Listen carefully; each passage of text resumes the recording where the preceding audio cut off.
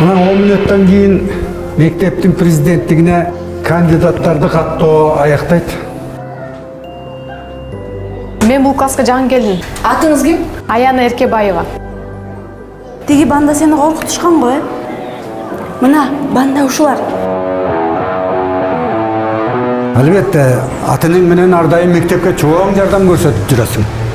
Анын үчүн биз ыраазыбыз. Сага Аяна Эркебаева тууралуу бир маалымат берейин дегем. Бул бомба болот. Сиз эмне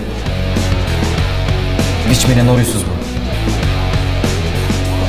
Шайлоого сен өзүң катышың керек.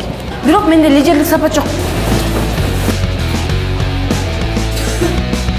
Альтернативдүү талапкер катталбаса, анда мына жалгыз талапкер автоматтык түрдө жеңишке ээ болот. Каалоочулар барбы? Каалоочулар бар.